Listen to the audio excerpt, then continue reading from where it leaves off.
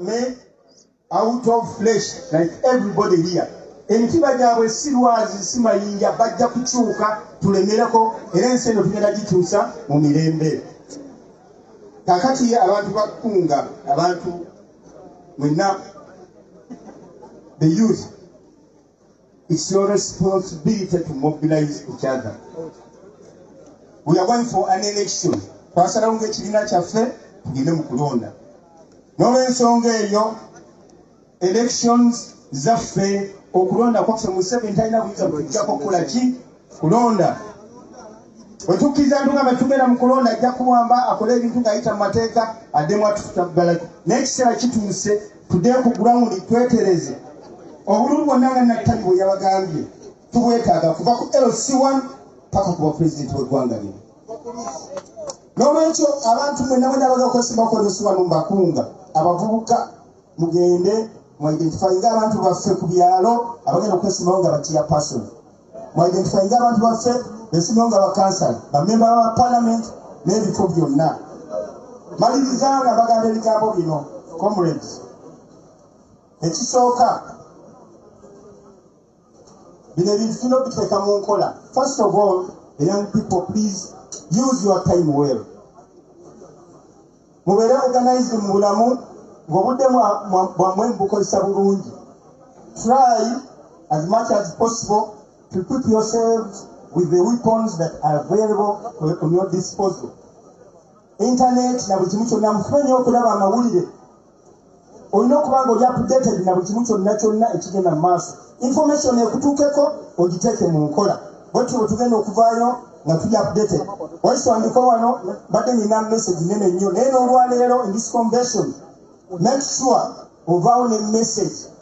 Tovanga awantu nga tolina kyoyizeewo bakubuuze nti ovudde ku mukolo ki ekibaddeyo. N'ekivudde wano pulezidenti byagenda okwogera message yina gye bagenda obbawa mugiwulirize mugitwale musobole gigabanyiza bannammwe abatali wano. Mwebale nnyo mwebale ddala. Tetugenda kusigala nga tukola omulimu gwaffe ogw'okukunga eggwanga lino. Buli wamu na tujja kutuuka era tujja batuukako. People power, our power. Kunga Uganda kunga. Kunga Kyagulanyi kunga. Kunga abavubuka mwenna kunga. Thank you very much, ladies and gentlemen. Chairman Nyanzi Mwongere Ngaledamani. Thank you very much, Chairman Nyanzi Mutuawatu, for that powerful speech. Without wasting any time, ladies and gentlemen, tusigaliza abogezi basatu bonka.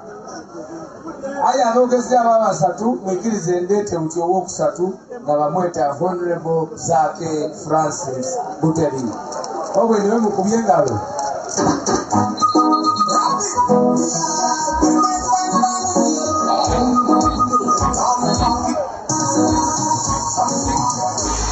If you want it, come on, take it. If you want it, come on, take it. If you want it, come on, take it. If you want it, come on, take it.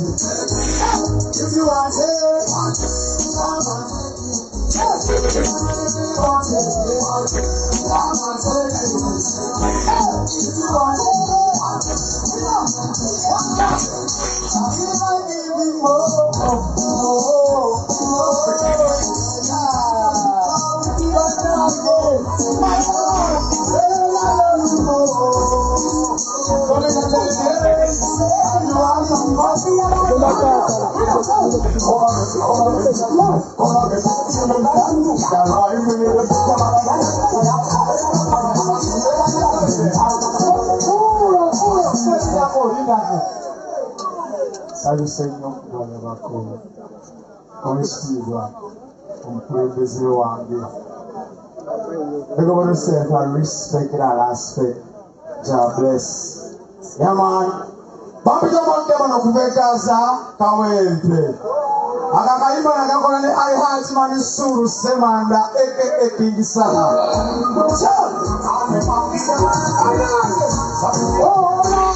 If you want it,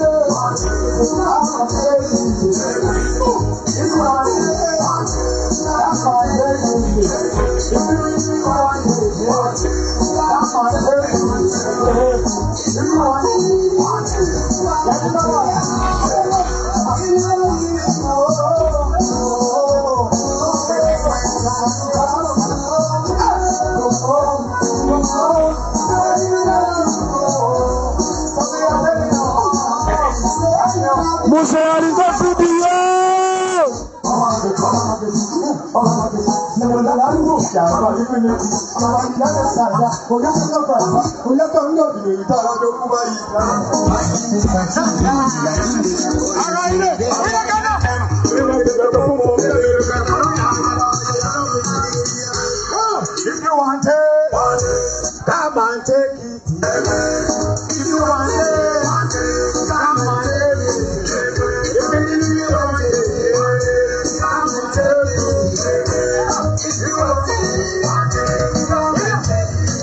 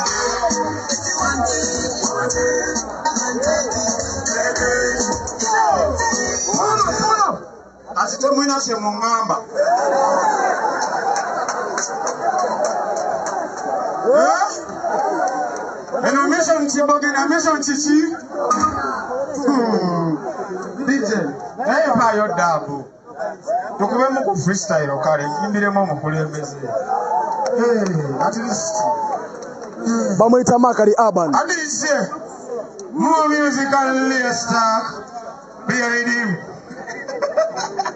never na lero ni musanyu buraza yo ulira eno mungeto bantu je nyakuli hanze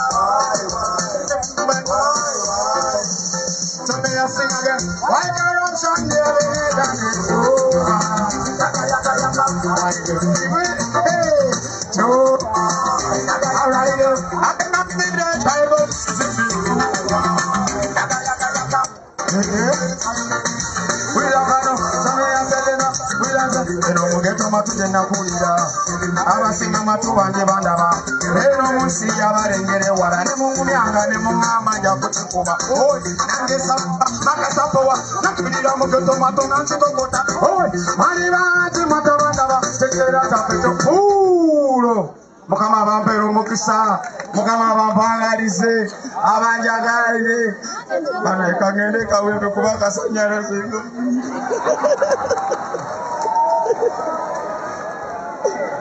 alina eggaali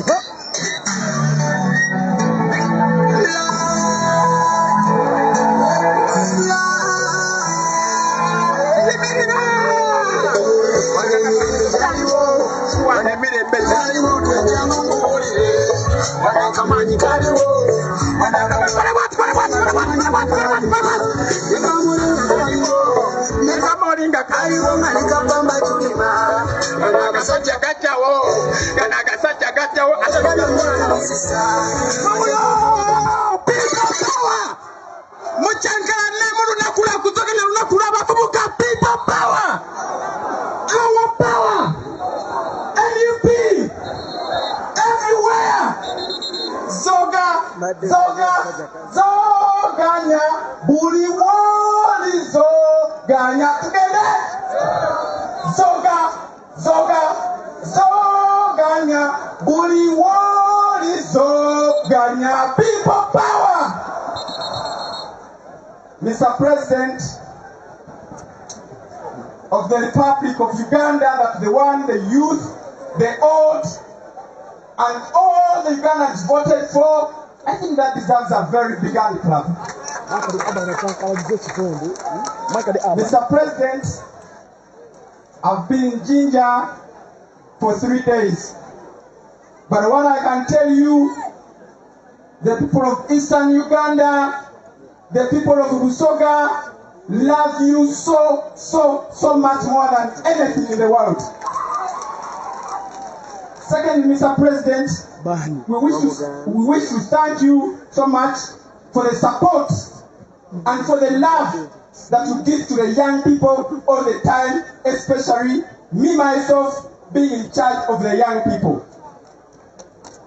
Ladies and gentlemen right here, especially the young people, I wish to tell you that Mr. President loves us so much to the extent, part of his team, I think I'm one of the people he has and he has entrusted with very many responsibilities. I'm being the youth leader, but not only that, I'm being an MP for Mitana municipality because of Mr. President. And not only that, I'm the real commissioner of parliament. Do not listen to the fake ones. Secondly, I'm the shadow minister for presidency and security. And also, the fourth one, I'm the deputy chief whip in the Parliament of Uganda, even when that white woman refused. Mr. President, still, to show these people that you love us so much as the young people, era yenze omuzogani wa mwesaba chi naki. Without taking so much time, this is our second annual youth convention of the National Unity Platform. Mr. President, allow me to thank the party Secretary General Lewis Deputy Lugongweya for the support he keeps giving to the young people. Please give him a very big hand clap.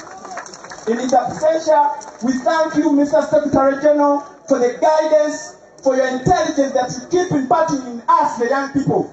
Keep doing it. We trust in you, and we know when you're with Mr. President and our right honorable Lope, we know we shall keep doing so very many. Now this is to you, the young people. Being a youth, it does not only mean the age. Being a youth, first and foremost, it means being action-packed. It means what? Secondly, being a youth, you must be intelligent. And if you're not, seek to be intelligent. Thirdly, being a youth, you must be able to get involved. Just like how my comrades, Comrade Maria, my deputy in the Eastern region, Comrade Adonio, Comrade Sylvia, they have mentioned it rightly here, that as the young people, we must not leave these positions, these elective positions, to the old people. This is the time for us to get involved, make sure that each and every position that you young people come up and stand, and we shall support you and make sure that you will win.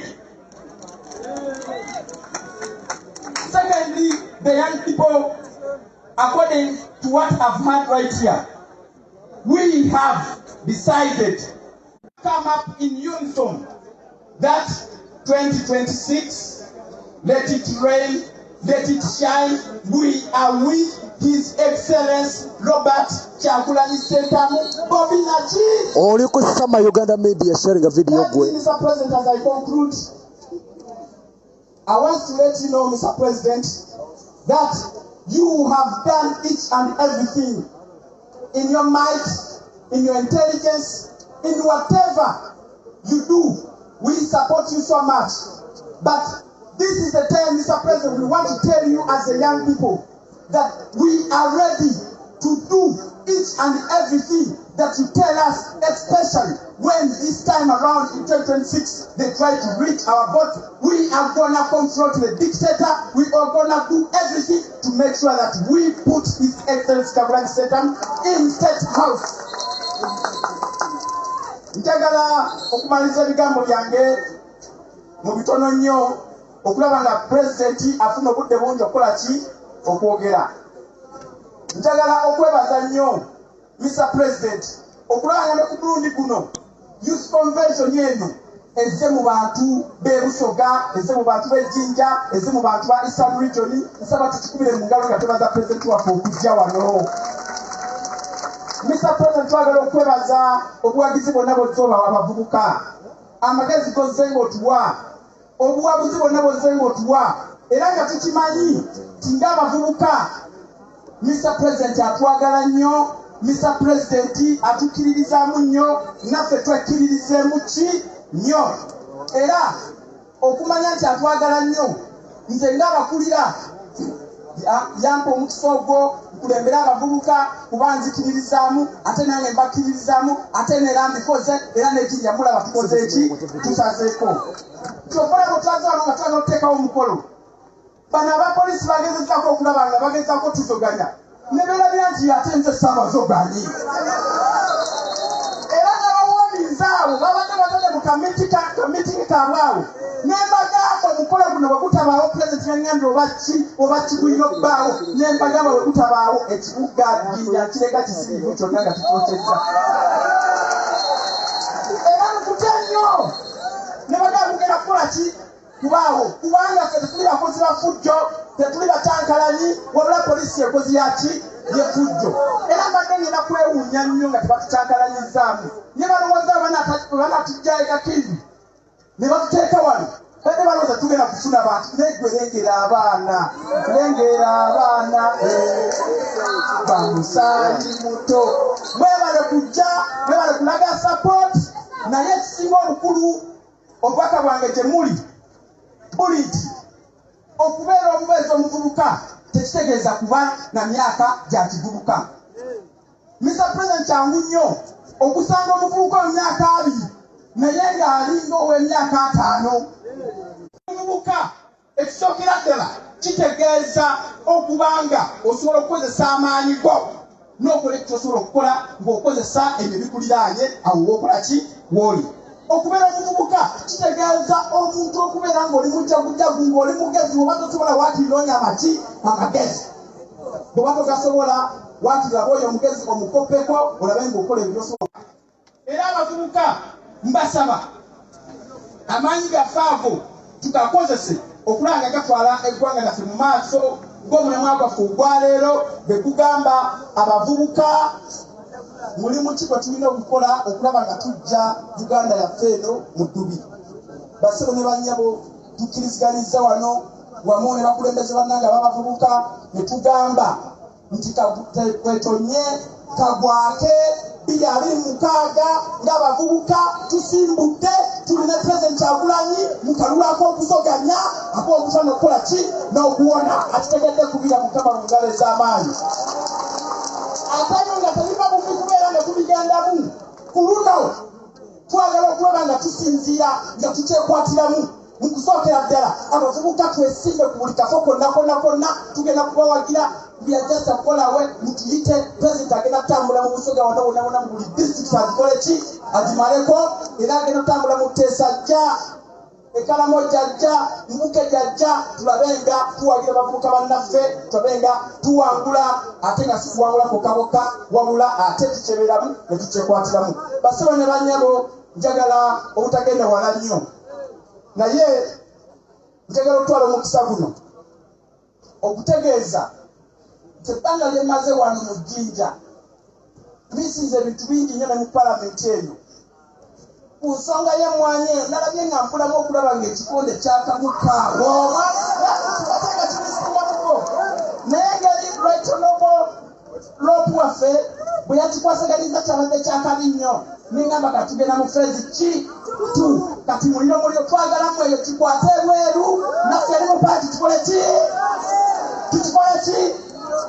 ate nga eyo si ye pulaani enkulu wabula pulaani enkulu bano baagala okulaba nga bajjako obuyinza bwammwe baagala okulaba nga baagala balondere pulezidenti mu palamenti. era teekako lyako bino bali mu kubuzaabuza n'ekisinga obukulu kyekyo naye babalimba tugenda kukitokosa wali eri katukulembeddwamu right honorable leader of opposition Yoweri Senyonyi mumukubireko mu ngalo ez'amaanyi. Without wasting much time, allow me to invite the most vibrant leader of opposition of our generation to come and help us invite the president. Thank you so much.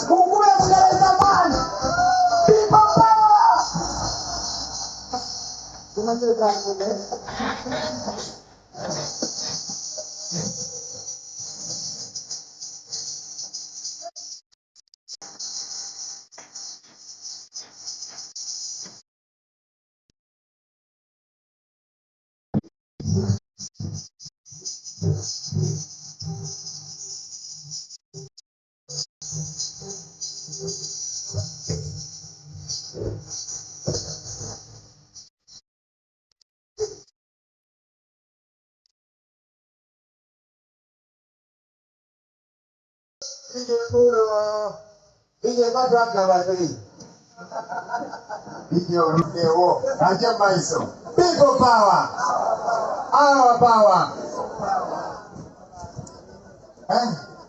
Akati president olaba atendetegese okwogera oluzungu naye bana oluzungu tulwogera nnyo mu parliament kakati siri mu parliament temugenda kunjogeza luzungu muveeko. Aye baba waife Bobi Robert KyagulanyiSentamu tusangaire ino okukubona wano ebusoga amakyagera lusoga oba ntandise Uganda. Sema president tusanyuse nnyo nnyini ddala okulaba newankubadde tuzze naawe naye ku lw'abannaffe abasoga tusanyuse era nga tumanyi nti guno si gwe gugenda okubeera omulundi okusembayo okujja ojja komawo nate obudde bwo obugenze ngenda kwogera ekigambo kimu mpite president ayogereko gye tuli kubanga nkakasa mwagala kuwuliza bigambo bya president.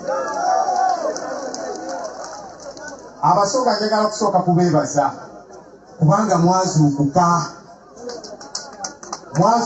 ate mulina ekifaananyi kyemulaze ebitundu by'eggwanga ebyenjawulo nti mwazuukuka muli bakoowu mwagala nkyukakyuka mubonaabonya ekimala. Kyetuliko kwe kwebbulula, kyetuliko kino tetuyimba nti twagala kyenyi twagala nkyukakyuka. Munnange ebyaddala gavumenti eno tetulina abantu yabafaako dda enkola byeyagala. Kyovudde olaba kakati ensonga y'ebikaado eno ebusoga bagyonoonera ddala temukyafuna mu bikaado byammwe. Bakwata pamba naye ne bagyonoona vanira ne bagikuba.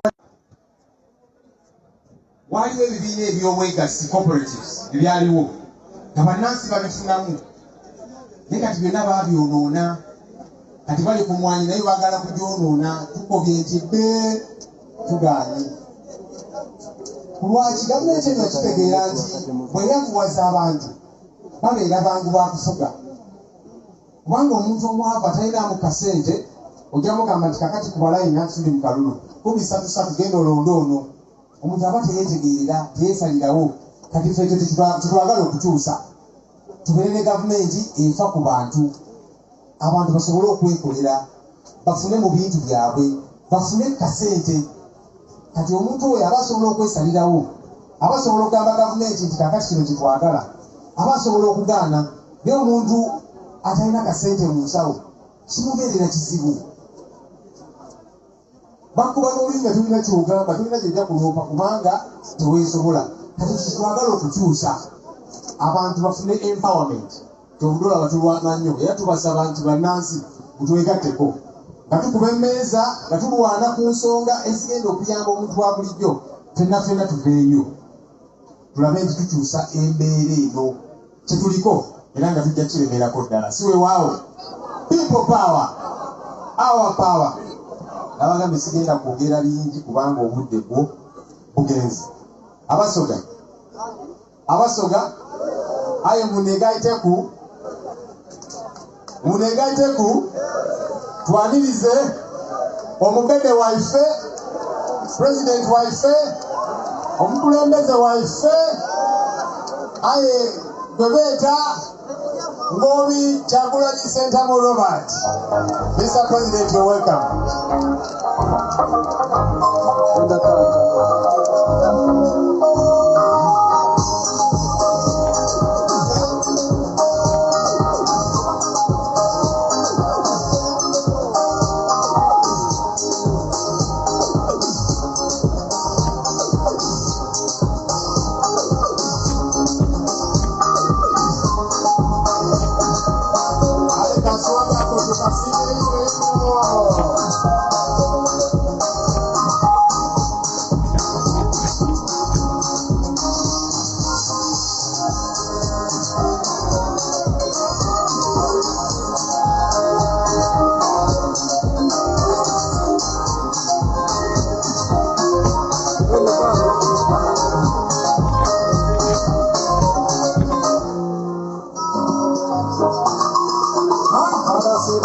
Politics and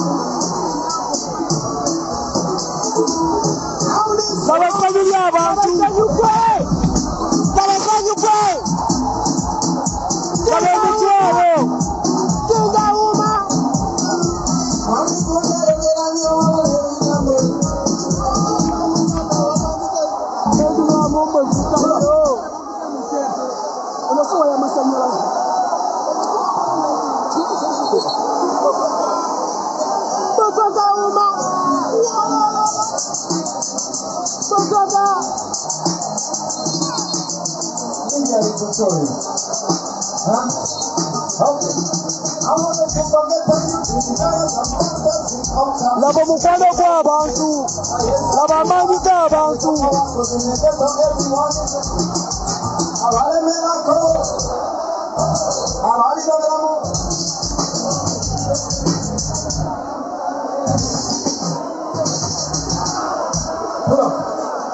Come up with that same one. That same one. Young people. Keep bouncing. Keep bouncing.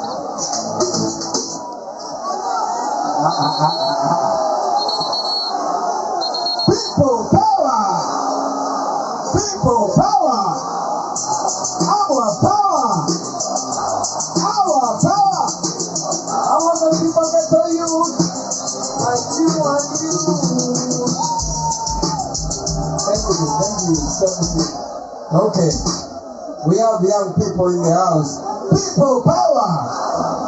Our power. NUP. Everywhere. Abasoga mulio. Mulio bakagwa. Mulio bakalamu. Abe Muganda jemuli. Jemuli wana banandi. Materedenda.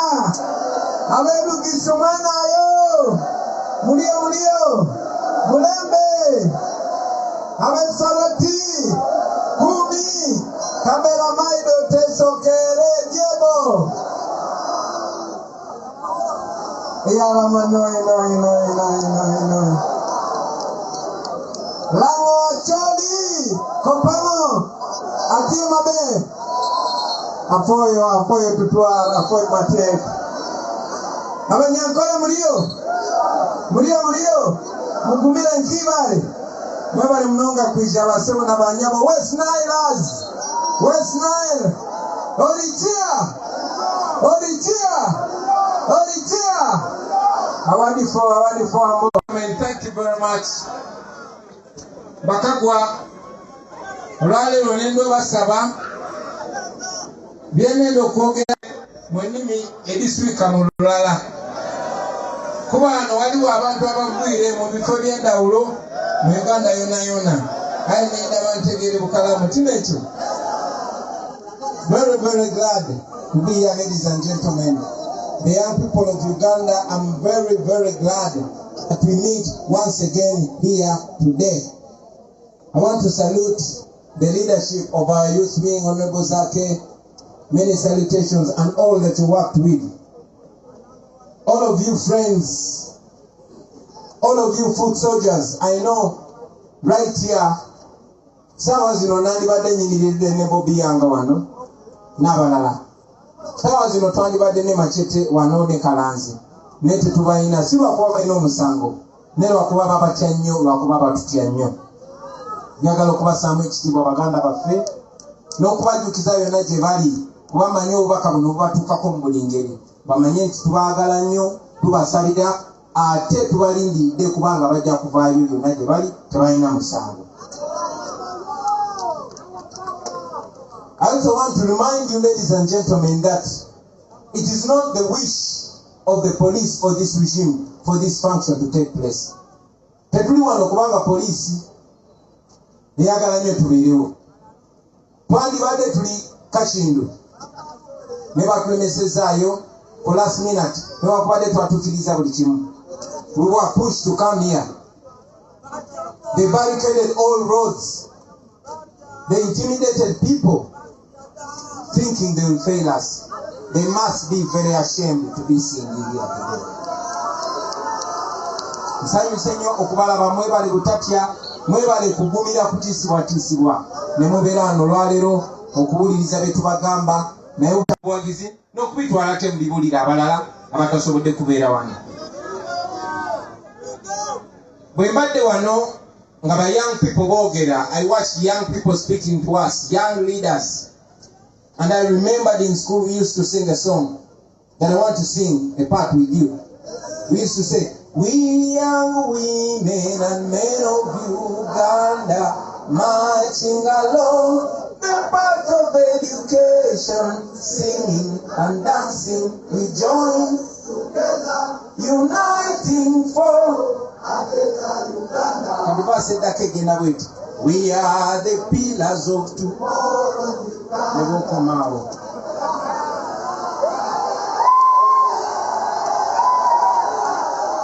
Emyaka ebisuka 30 nga tuyimba, nze nali mwana muto, kati ni musajja mukulu. Singa Kampala simugamba agenda mpola mpola, singa ndetedde n'omuzukulu. Time has flown away. And when I was looking at young people, that is exactly what was running in my mind. Time has run away. Nze Museveni yaja mbuyinza nga ndi only 4 years. Only 4 years. Bandi kumwe mwate mwana bakuzalibwa. I am 42 now. Nebo ntunuliro olaba nga obubi butandise okweyongera buli lunaku. Kitegeeza bino bya ddala. Kitegeeza nti nze n'emyaka gyange obuvubuka bwaffe Museveni yabutuukako bwonna. We can only live our youthful years through you, comrades. So when I was looking at you young people, I was getting two feelings. When badde batunuulira abavubuka bannange oba bavubuka mwenze siri muvubuka enemo. Mbadde mpulira ebintu bibiri. Kubanga nze ne bannange batuukako obuvubuka bwaffe. Naye ate mbadde mpulira essuubi lingi nnyo. Kubanga mmwe musobola okutuukiriza ffe kye tutatuukiriza. So, olunaku lwaleero tetuli wano kubanga Museveni ayagala, ne kubanga tulemeddeko.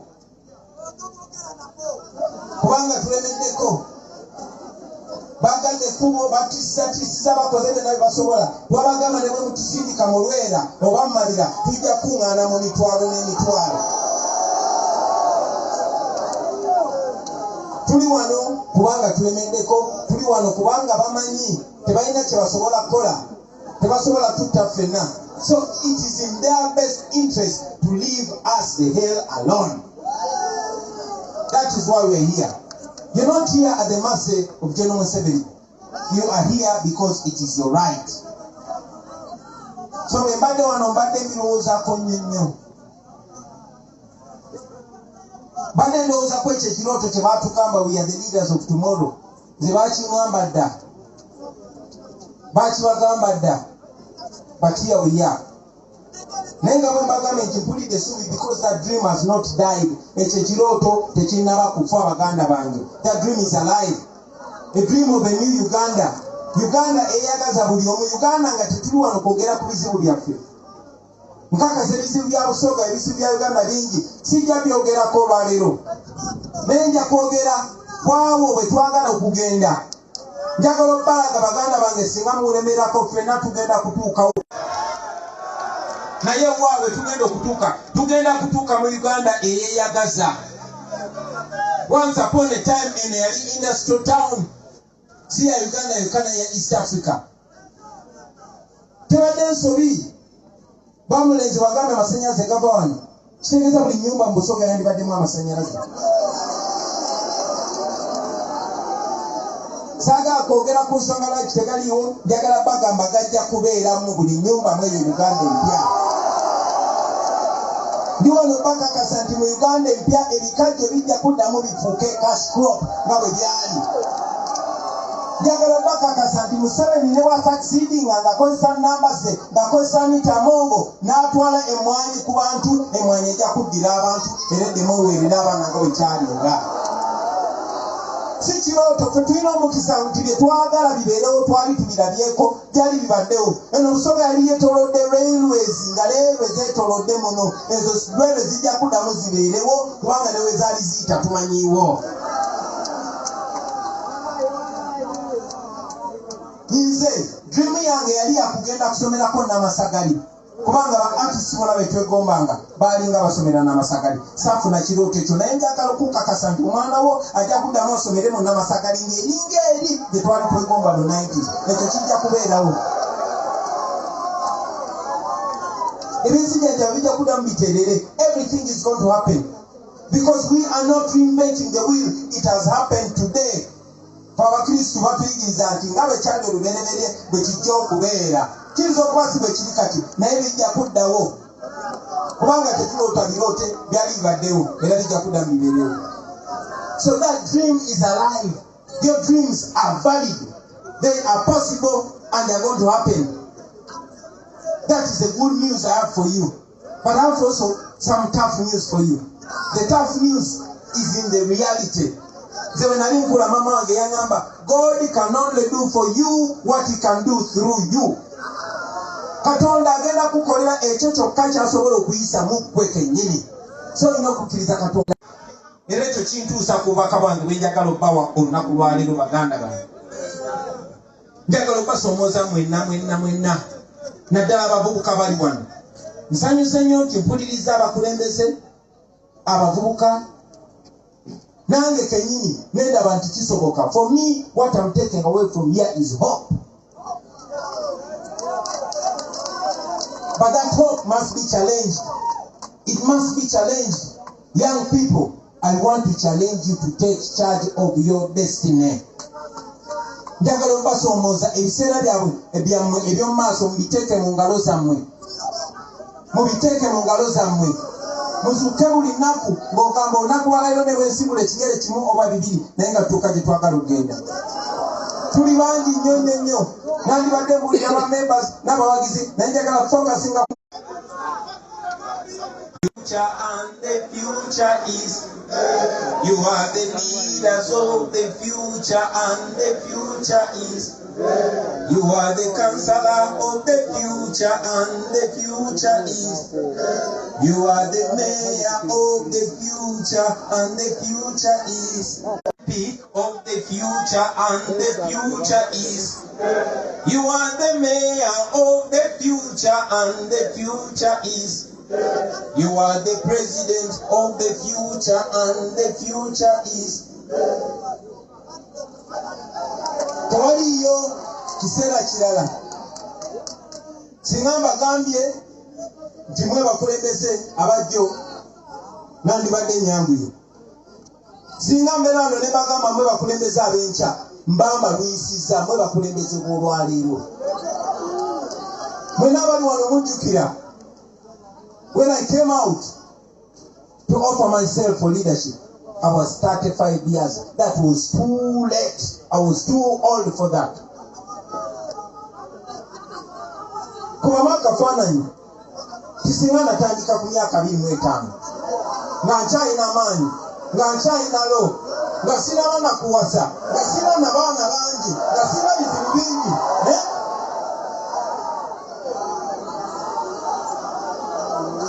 So you young people, I want you to do early what I did late. I want you to act early because some of us acted rather late. Temubiwuliza bino eby'abasajja abakadde abajja ne babagamba lindako abakadde babatuusizaawo. Mujjukira naffe nti twesiga nnyo abantu nga tuyimidde ku myaka gyabwe ate sigambe nti ab'emyaka emikulu bakyamu. Naye guno omukolo gw'abavubuka, I want to speak to you the young people, you the stubborn young people, you the unserious young people. If you don't take up charge, then you deserve to suffer. If you don't rise to the occasion and think and act for yourself, then you had better die. Yes. Ensi zonna ezikulaakulanye zikulaakulana olw'abantu abato abali mu nsi ezo. Njagala mujjukira Uganda efunira independence. Mutesa alina emyaka emeka? Obote yalina emyaka emeka? Benchwanka yalina emyaka emeka? Kubonna tewali yalina myaka gyange. Bonna baali bato nnyo ku nze. Why the hell do you think you're too young to rise to the occasion and lead us? Nze saagala kubeera nga munjulisa mu Bobi kubanga kwego tukulembera nange essuubi ndiyinamu mmwe. So, to you young people, I want to challenge you in no uncertain terms. I saw you. You are educated. When I rose to the occasion, I did not even have a university degree. Nembalabyenga mutambula naba Dr. Nalukwaka ayitawo, naba Dr. Nabasa ayitawo, naba with this girl from Kono, balaba muyitawo. What are you waiting for? Take charge. Kino kigende eri mwenna aba student leaders, eri mwenna abavubuka, oba osomye oba tosomye, osobola okulembera mu mbeera ez'enjawulo. But most importantly, I want to challenge you to challenge for leadership. Lwaki? Kubanga mmwe abavubuka ebiseera byammwe eby'omu maaso mukyabirabako. Over time, ngenze nzikiriza nti abantu abamu n'abo be twali tukkiririzaamu mwana wattu babeera ne expiry date. Batuuka ne batandika okutya. Batuuka buli omu ng'agamba kati nabitayalinga ntya. Batuuka kati kankwate kankuŋŋanye ekyenkuŋŋanye ngende ndabirira abazzukulu. Ne batatunulya biseera byammwe eby'omu maaso. Abasinga okufa mu kulonda babeera mwe bavubuka. Abasinga ekitalya ne ruzira bali mwe bavubuka. Lwaki mwe abavubuka temwenyigira mu kusalawo ne musalawo ekigenda obbayamba oba ekigenda obbabonyabonya nga mwe mukisaseewo? So, njagala okubajjukiza nti tewaliyo ekiseera kirala temugenda kulaisinga okujjako kati.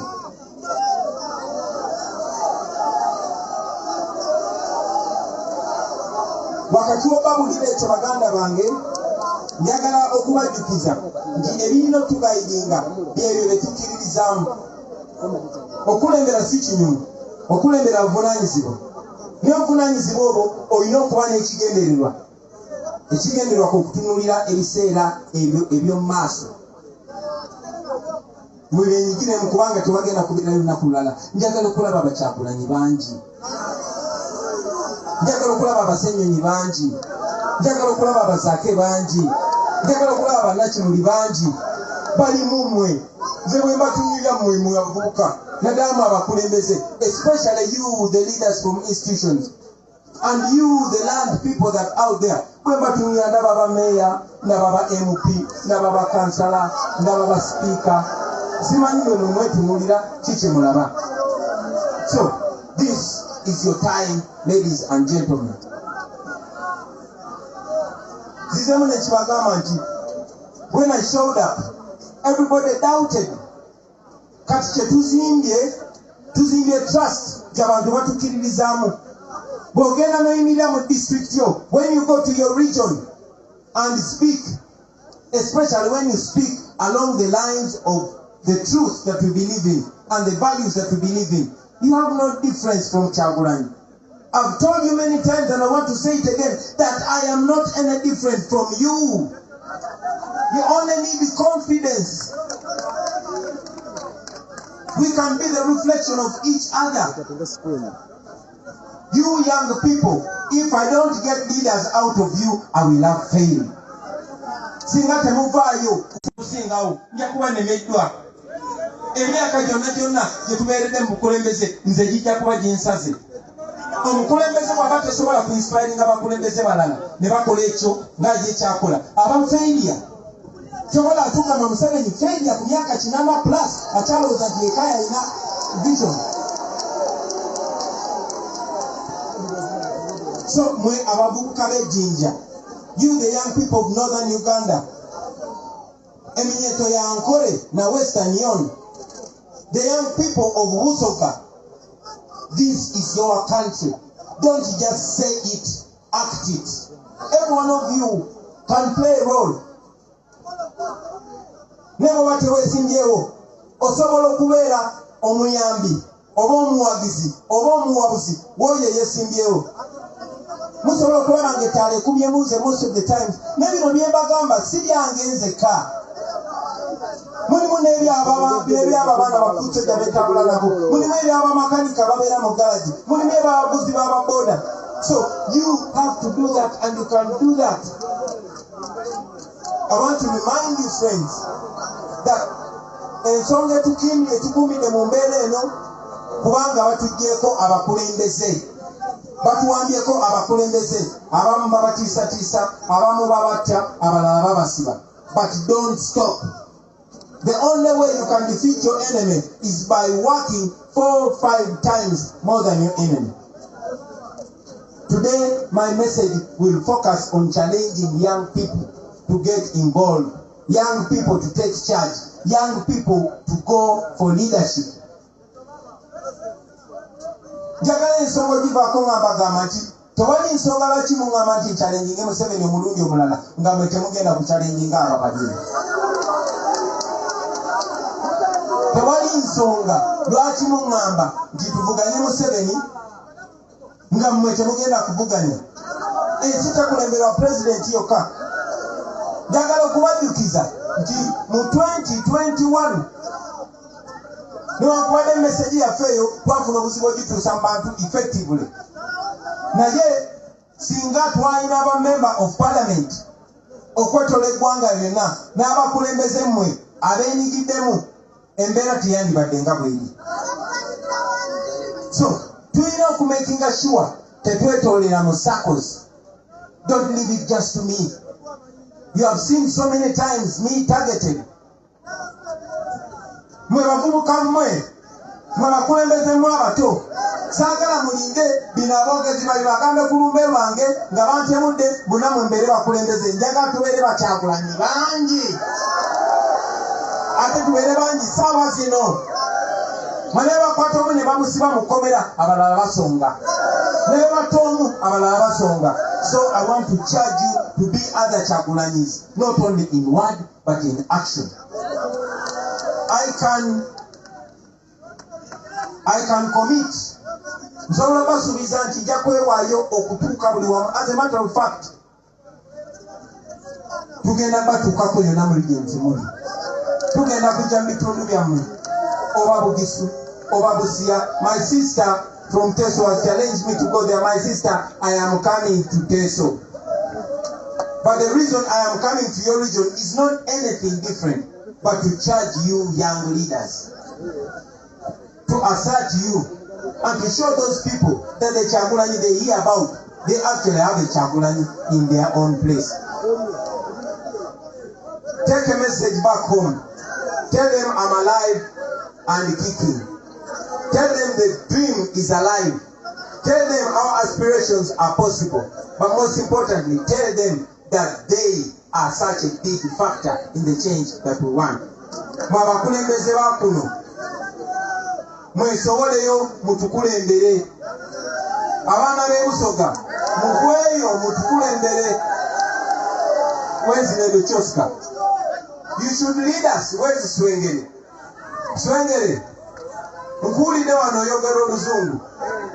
Olwo oluzungu kyogamba lulinako manooka. Wamanyi ogedde bubi. Temwaluwulidde Lutaaya nga lwogera. Lutaaya teyasinza abasajja abo abakulu ba pulofeesa. Ye lwaki sibikomya bweru.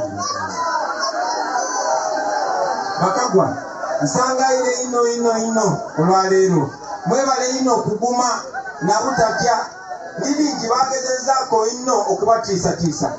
Aye mwebale kwoleka amaanyi. Eno yenkola yenenda tugende maaso n'enkola oti neeno. Kino ekyo bana. We are going to we are coming to your regions. Abaana b'ebisoga buli district mbagambe tugenda batuukako oba tutya. Mu Western Uganda tugenda kujja oba tutya. In all of Eastern Uganda we are coming, but we are coming with one message. Get involved. Bino mbigambye abakyala kuba nabo bangi, mbigambye abakulu nabo bangi, naye tewali factor ya njawulo mu Uganda ng'abavubuka. Uganda mu nsi yonna yensi ey'okubiri esinga abaana bato, esinga abavubuka. Museveni mugamba bakikira Uganda nedda. Golooza bakyaliwo myaka emeka. Bagenda kwanga agenda kuabuzayo myaka emeka. So temubatunuulira, don't look at them. Their future is already behind them. Look at your future. Look ahead. Tewali kyamagero kigenda kutuukawo nga temukyenyigiddemu. Ewaffe Buganda bagamba Katonda ayamba ki? Katonda ayamba ki? Katonda ayamba yeyamba. So now olina okweyamba Katonda asobole okuyamba. Get involved. Bavubuka bannamwe mbawagire mubawa amaanyi, abo abatali ku mulamwa mubateeke ku mulamwa. Mwe abavubuka ba institutions, mwe bagimbi presidents, mwe bagimbi leaders, mwenna mumaking sure mujukira nti we have always been trying to groom you for leadership, and therefore it is not too late for you to take charge of your destiny. Mwebale nnyo mwebalire ddala kuŋŋaana olunaku lwa leero. Mwebalire nnyo okwagala nsi yammwe. Mwebale butatya. Mwebale okuwagira abakulembeze be tulina mu paliamenti ku lutalo olw'amaanyi lubaliko. Mulabye nti Museveni nga bwe yayonoona ebikajjo wano mu Busoga bw'ayagala okwonoona emmwanyi. Si Buganda yokka naye mu Uganda yonna. Bw'atyo bwe yayonoona vanilla, bw'atyo bwe yawamba amayirungi, bw'atyo bwe yawamba ennyanja. Abamu bamwe abanenja gayagiwamba. So I want to remind you, tewali agenda kubayamba okujjako mmwe. You are the ones you've been waiting for. You are the miracle you've been waiting for. You are the future that we dream of. We stand together, we are going to achieve it. Abavubuka mubiberemu mubikole. Okay, omulungi ali kusama Uganda Media. Thank you so much budget watandikedde ampaka obudde buno. Beyanza nnyo, bebaza nnyo, mwebale nnyo, mwebalire ddala. Omukolo bwe gutyo ogutambudde president yebadde speech ye, so obudde buno agenda kuba ate ayolekera mu kibuga Kampala. People power!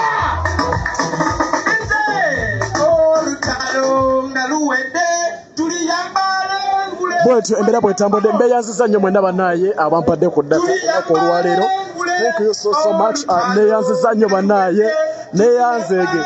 Nsaba mujje Mukama abaddezeewo ekisinga bambi, mwebale nnyo. Obusibu twagala kusaba naye embeera bannaaye. So mbeebaza nnyo. Bebaza nnyo bannaaye, mwebale nnyo, mwebalire ddala abampaka ddata. Nsaba Mukama abampeera omukisa. Nze munammwe ddala asama Uganda. Nze mbaddewo okubaweereza embeera nga bwetambudde olunaku olwaleero. So tujja sisinkana ate olunaku olulala. Kansabe Mukama Katonda ate abankyagalire, abankuumire era abampeere ebisinga obulungi. So oba nagire mu mmotoka ki kale bwe kityo bwe kitambudde, mukkirize mberekereze atakumira mpeera abankumire. Nsigadde nze top 10 wammwe Sama Uganda. Mukama bampeera omukisa, mbagala nnyo. Bye bye.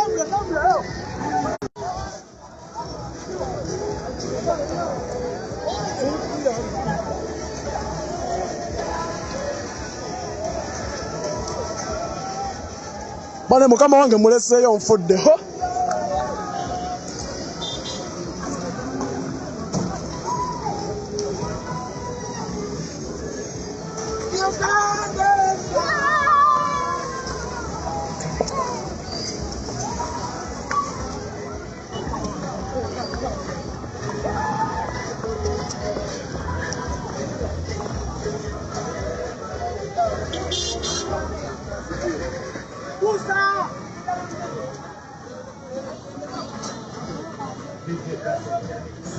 Nyina motoka gye nonyesegera wa.